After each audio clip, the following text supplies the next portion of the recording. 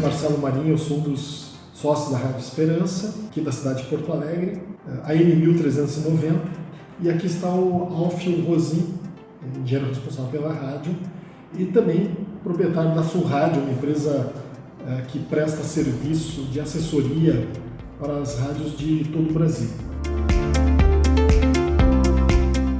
Um mapa de cobertura é o mapa que consta, inclusive, do projeto de instalação dela que foi aprovado. Ela irradia um lóbulo semelhante a um cardioide, mas o contorno teórico acaba sendo até mais interessante, mas ele não é simétrico em função da condutividade do solo na nossa região. Aqui em Porto Alegre a gente está na beira de um lago, Guaíba, recebe água de 5 rios, então dependendo do lado que a gente vai em relação à rádio, a condutividade do solo é diferente. Ela varia de 10 a 30 milisiemens e algum lado deve estar pegando 5 também, aliás 5 não, 3, que é o que acontece na maior parte do nosso estado. É diferente de alguns estados da maior parte do Nordeste, onde a condutividade é 1, ou seja, uma rádio onda média aqui costuma ter uma cobertura bem superior a uma rádio onda média no sertão da Bahia, por exemplo. Então é importante que se deixe claro para não parecer que aquilo é um desenho mal feito, não, ele reflete a realidade de cobertura. Então, quando nós estamos falando em região metropolitana, nós estamos falando em 4.300.000 pessoas, toda a região metropolitana de Porto Alegre. Atualmente, por uma questão estratégica, a Rádio Esperança ela alcança em torno de 2 milhões de pessoas. E aquela região onde aparece contorno em vermelho é onde nós, por questões estratégicas, decidimos regular as antenas da rádio para que direcionasse a maior parte do sinal atual para aquela região que, para nós, no momento, considerando os nossos clientes, era mais interessante. Nós poderíamos até mudar esse ajuste para ampliar um pouco mais, né, essa região e mandar para todas as direções do nosso sinal, seria isso? O sistema diretivo significa que nós trabalhamos com 2 torres e direcionamos o sinal. Então, na verdade, ela joga para dentro de Porto Alegre mais de 40 kW dos 25 do transmissor. Ela tem um ganho na direção, ela concentra energia na direção de Porto Alegre, por isso chega ao equivalente a algo em torno de 45 kW, se eu não estou enganado. Isto é tirado de outro lugar, então isto é tirado da direção oposta, onde para chegar aos 25 kW a gente tinha que proteger 2 emissoras que não tinham distância suficiente para que a gente não interferisse de acordo com o regulamento. Uma emissora era em Lages, Santa Catarina, e a outra emissora era em Constantina, no Rio Grande do Sul. São 2 emissoras que já migraram, no caso migrou Lages e Constantina está migrando nesse primeiro lote das migrações.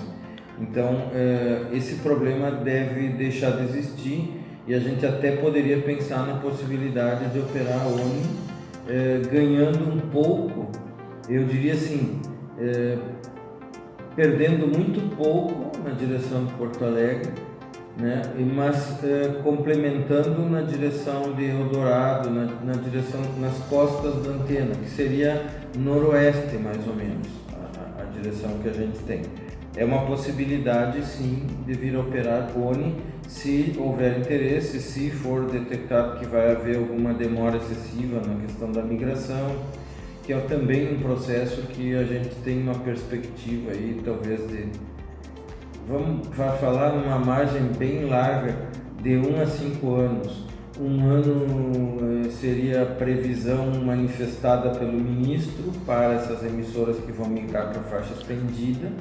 Ele quer que a equipe comece pelo menos a trabalhar nisso ainda neste ano. Eu acho um pouco otimista porque vai levar algum tempo, mas vamos falar que entre 3 e 5 anos seria uma previsão pessimista, assim, que pode demorar. Porque a migração não é só de Porto Alegre nessa situação, é de Belo Horizonte, é de São Paulo, é do Rio de Janeiro, então a pressão é muito grande. E eles estão realmente priorizando esse assunto no Ministério, o que permite concluir que talvez não seja nem necessário operar ONI e sim já passar direto para a FM. Certo. Estamos falando de uma emissora de onda média que vai migrar para FM. Uma questão a gente está tentando mostrar a situação atual da onda média, a cobertura que ela tem, e também a comparação desta área de cobertura com o que seria a cobertura de uma emissora DFM classe A4, que é a que corresponde para a migração da emissora, que é 1390, por isso a classe A4. Classe A4 de FM, mais do que falar em potência de 5 kW, 150 metros sobre nível do terreno, então, o que nos interessa é mostrar a área de cobertura. Ela teria um contorno protegido que pode assustar, que é de 24 km apenas, mas esse é um contorno de serviço ideal para a zona urbana, ou seja, eu posso entrar num subsolo e não vou ter problema de recepção. Isso não reflete a área de cobertura. A gente considera que como uma área de cobertura comercial, quando não envolve cidades muito verticalizadas, o contorno de 40 dBmi. E esse é o que está reproduzido aí. É um contorno menor na maioria das direções do que a realidade. Mas a gente toma cuidado de não apresentar uma situação que possa não ser confirmada. Né? Quando eu falo de, na maior parte das vezes, esse contorno é o comercial, uma coisa é eu ter em Porto Alegre uma emissora e dizer que o contorno de 40 dBmi é a área de cobertura dela. Ela vai chegar até, não lembro, mas vamos imaginar Montenegro. Eu ter uma emissora em Montenegro e dizer que ela tem cobertura em Porto Alegre é bem mais complicado. Por quê? Porque quando ela chega em Porto Alegre, ela enfrenta as barreiras dos prédios, da ondulação do terreno, então já com pouco sinal.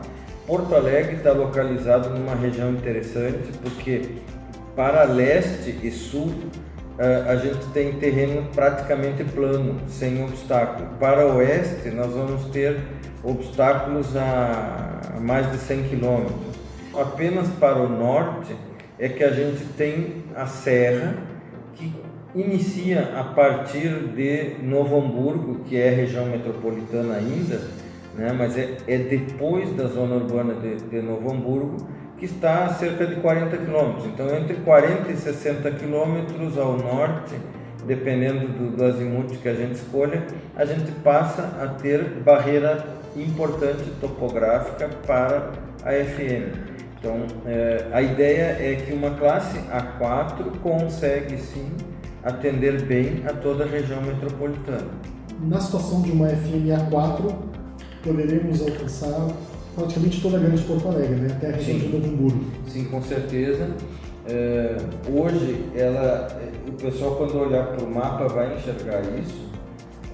Como onda média, a gente não pode falar de grande Porto Alegre porque a posição do diretivo deixa de lado, vamos chamar assim, deixa na região de menor irradiação a direção de Novo Hamburgo, São Leopoldo. Então são locais que a gente hoje talvez chegue, mas não em condições comerciais. Eu fiz um levantamento de quais as cidades que hoje, dentro desse diagrama, de todas elas enumerei e fiz um cálculo da quantidade de pessoas. Então toda a grande Porto Alegre é 4.300.000 pessoas, e a região que nós conseguimos hoje cobrir em torno de 2.900.000 pessoas. Isso é tranquilo, é bem tranquilo, né? Hoje. Porto Alegre também, para quem não conhece, tem uma característica para o AM importante.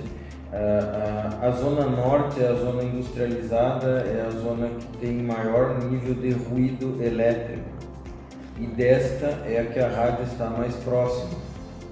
Já os bairros da zona sul, a Restinga, que são os bairros aparentemente mais distantes, eles são bairros que não têm indústria, então o ruído elétrico é muito menor. Por isso ela tem um bom sinal, deve ter muitos ouvintes na região da Restinga, toda a zona sul. né?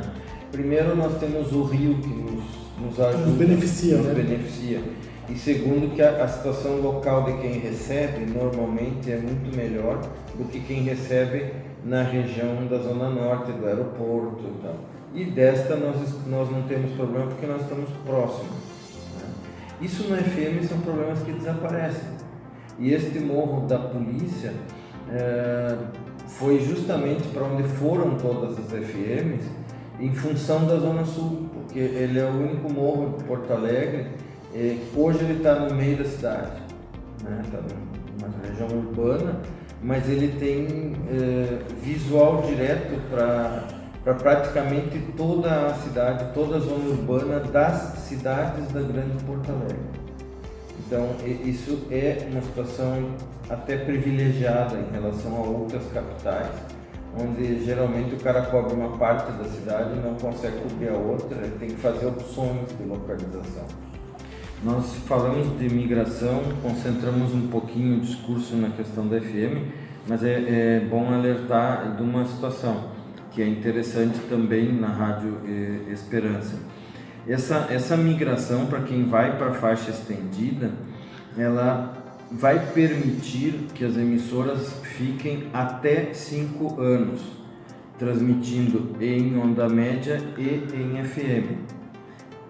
Porque vai haver um certo tempo até que as pessoas todas comprem os receptores, que já existem muitos no mercado, aí, a maioria do que está sendo vendido hoje já é com banda estendida, mas esta é a questão que está posta pelo decreto.